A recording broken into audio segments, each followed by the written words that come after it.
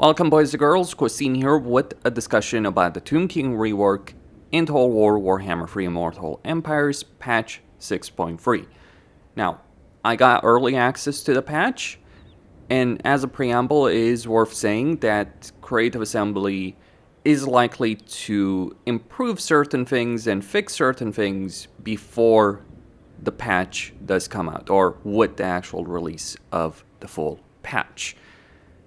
I'm recording this about 6 hours before the embargo expires, just so I can get it up on YouTube, do the processing, etc.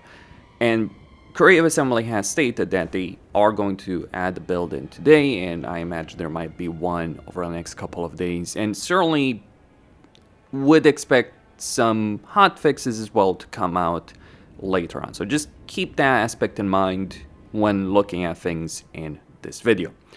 But with that stated, let's take a look at the Tomb Kings. What has Creative Assembly changed, what they haven't changed, and how is the overall experience for the Tomb Kings? Well, right off the bat, I can tell you is a much better experience. This is turn 24, I've taken over Khemri. Sure, I've got Warzag building a massive empire, and that is going to be a problem. But at this point, I have 5 armies. I could even have more if I wanted to. I have Khalida, etc. And I've gone and collected 3 books soon enough 4. So the pacing of Tomb King campaigns is significantly better. And that was one of the big problems that they had because of the various limitations on unit recruitment, army capacity, research, etc. Their campaigns would just end up being far slower than other races. One of the principal reasons behind that had to do with Canopic jars. You could only gain a handful of them through battles, like taking over settlements, fighting armies on the field. You would get just very, very few of them. Ignore that result here, it's probably not accurate based on the difficulty I'm playing on, but now the way Canopic jars work, and very importantly, is based on the army that you're dealing with. So you can gain hundreds of these in a battle. You do not have a post-battle option anymore to gain extra Canopic jars. Maybe you should, maybe you shouldn't. You know, I think of the ogres, they can gain extra meat. I think of the slaves for dark elves or laborers for castors, they do have the post-battle option. But either way, you can gain a huge amount of Canopic jars in a campaign. And that is going to be important because you're going to be using Canopic jars far more than you did before playing the Tomb Kings.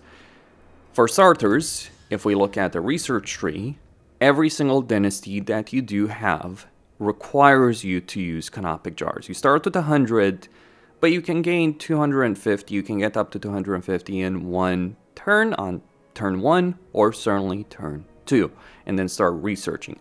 I do think they should have probably had the player start with enough Canopic jars to be able to start a dynasty research, but you can gain it fairly quickly. Can be a bit annoying in certain campaigns, like Cetra may not want to get 250 because you would defeat the army in your Numas and then go for this, then put your army in your Khemri so you can deal with the Springs of Eternal Life before the vampire counts become an issue.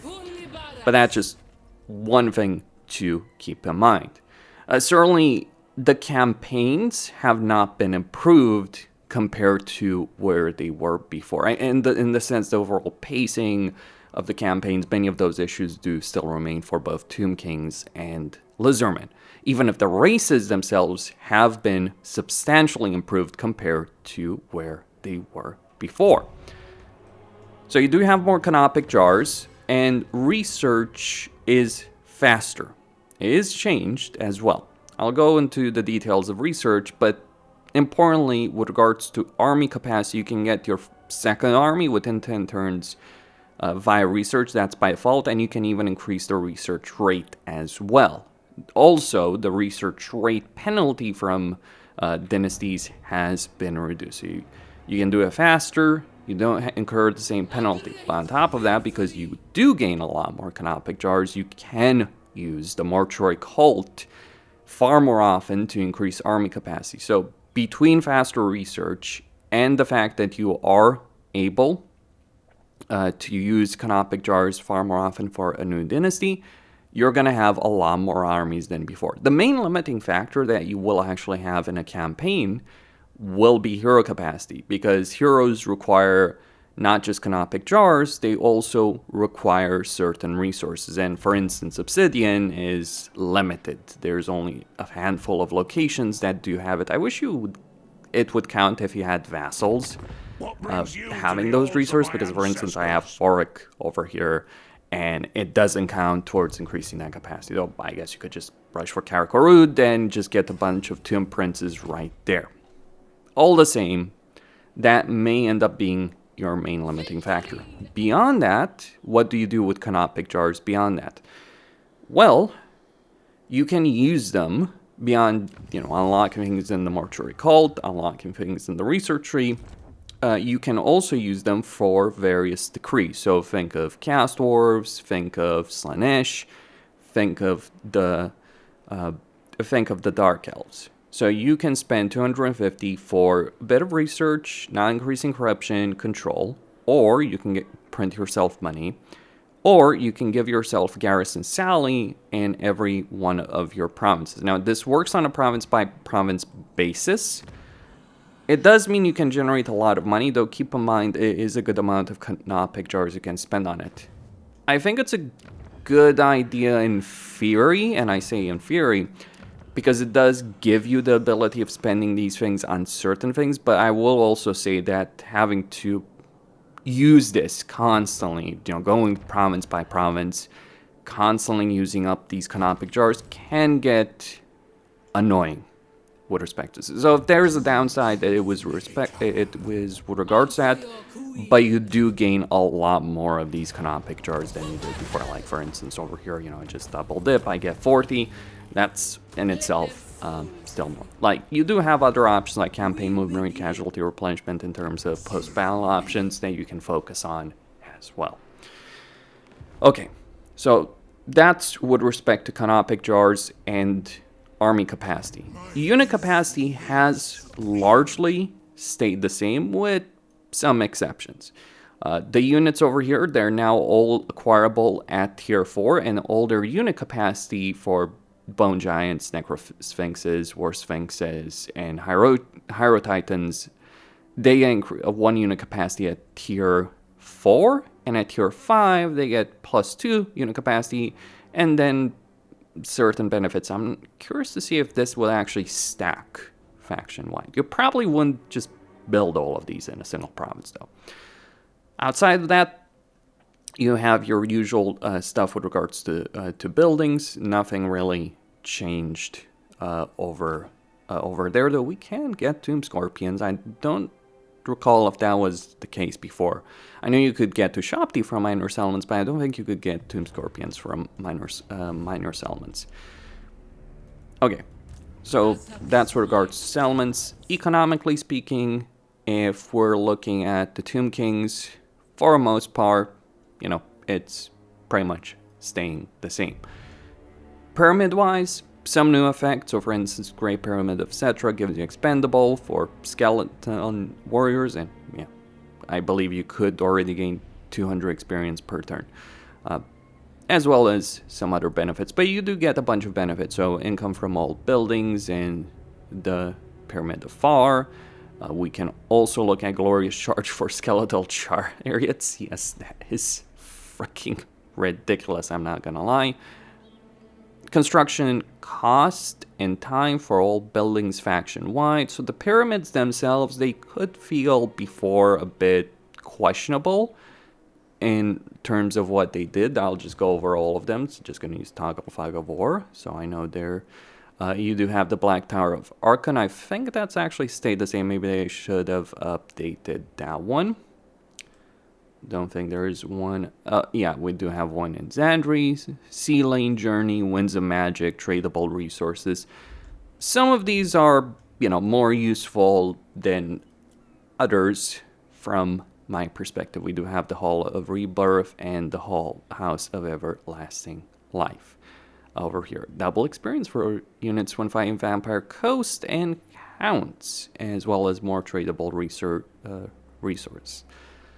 Okay, so pyramids, generally speaking, they're going to be much stronger than they were before, much more useful.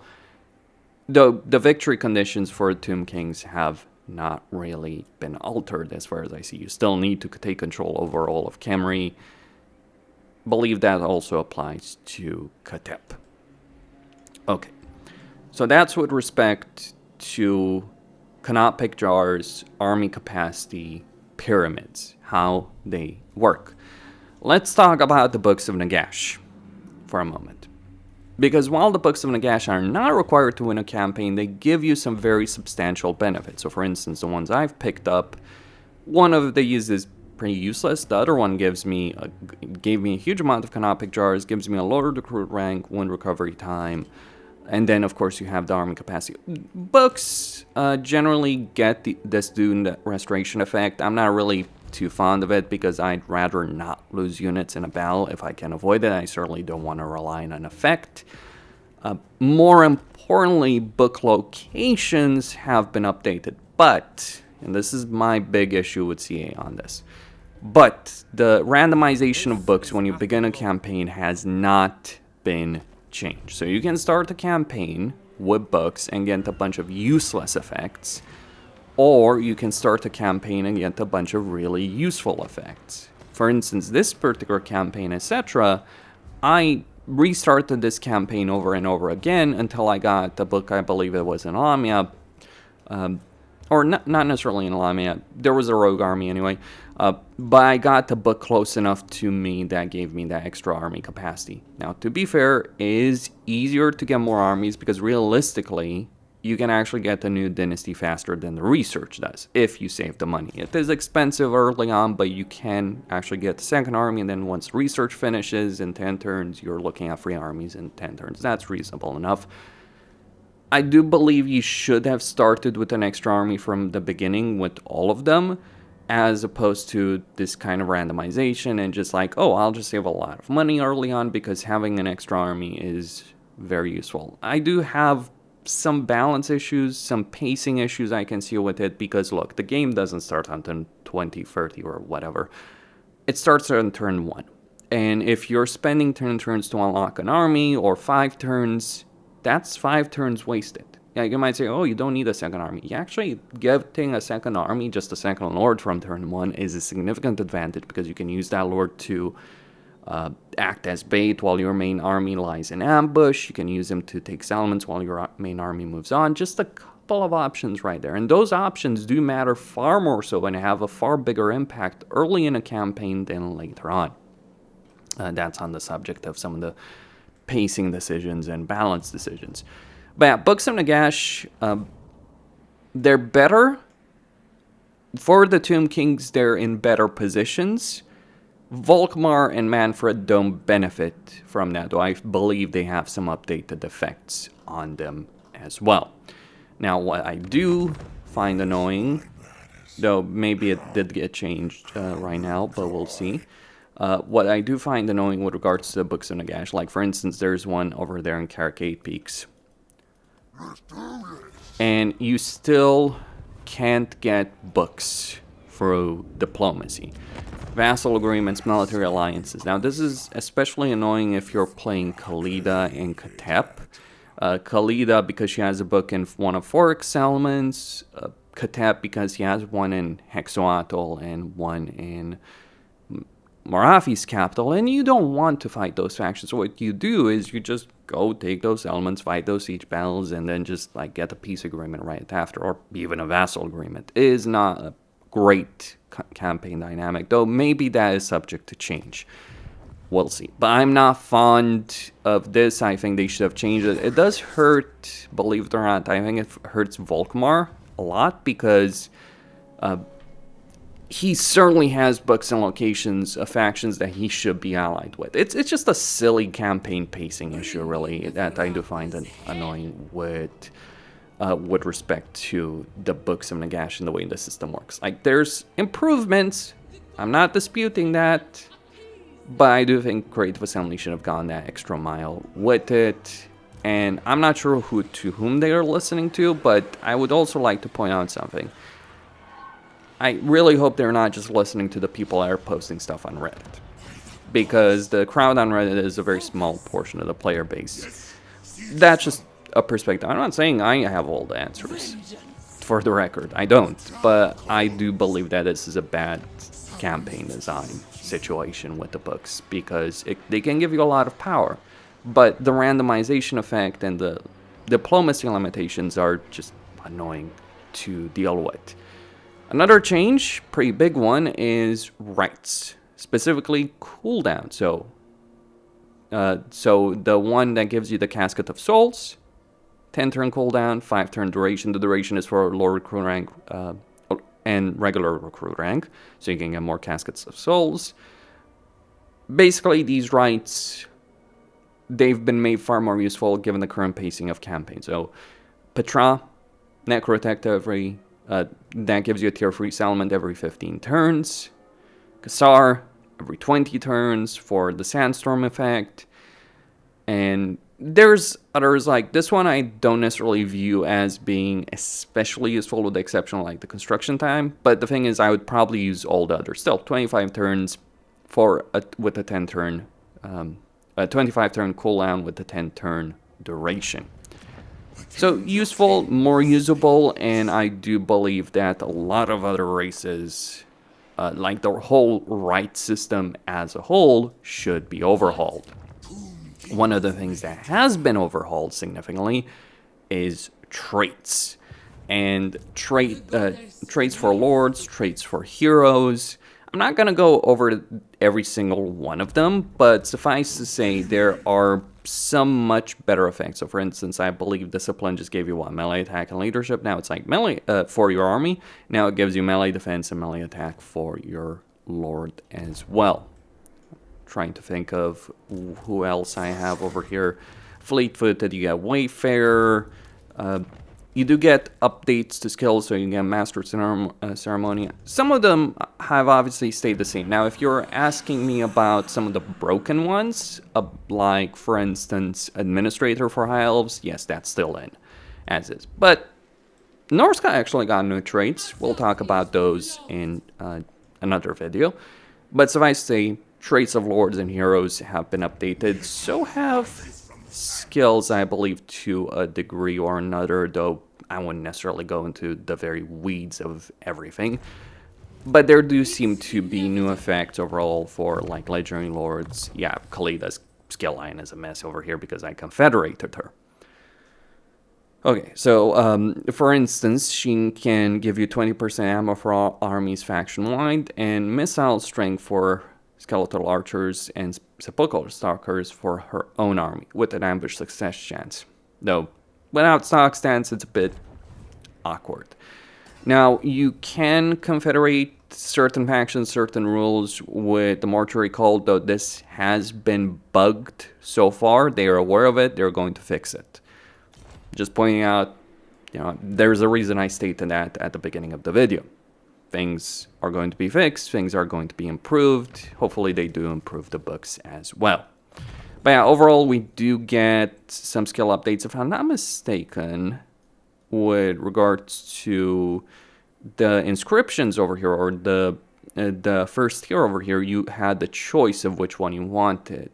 I don't think you could get all of them, but now you can get all of them. Might be a bit mistaken on that subject. If we look at tomb prints, yeah, just some new stuff I think over here that we do get. Like, we get skill line choice between top, like spell resistance reduction for enemy armies in a local region, and spell resistance for your own army. So heroes may end up being the bigger bottleneck than anything else. Beyond that, with regards to research tree changes, beyond just time of research, like, one of the dynasties are faster to research, yes, but some other things are slower. I believe that these kind of researches, if I'm not mistaken, could be done faster. You do still incur some research penalty, but it's not a significant one. Like, it's research rate, not a percent. It's not going to slow you down substantially for getting a dynasty. On the flip side, certain dynasties will incur additional penalties. So if we look at each dynasty, the first dynasty gives you a defense building benefit. The second dynasty gives you a growth benefit. The third gives you a corruption benefit. The fourth increases your vampire corruption by 10. Fifth gives you control. And sixth also gives you vampire corruption. And you do have a bunch of benefits as before, with the addition of hero recruit rank as opposed to just hero capacity. We also get these proclamations, so we can get all kinds. Like, actually, I think we had these before. They just switched certain things around, the location of certain things. Like, we did obviously have the proclamations, but they've just moved things around and added some more stuff here as well. Overall, pretty useful. Was my perspective on the state of the Tomb Kings. Well, I would like to point this out. You look at Cetra. He gets 20 growth, construction time for buildings, minimum of 1 turn. That means he gets buildings done faster. You look at Archon, who starts with an extra army. You have population surplus +1 for newly captured settlements, etc., and local recruitment capacity. What I'm trying to get to here is that certain campaigns are just much better than others.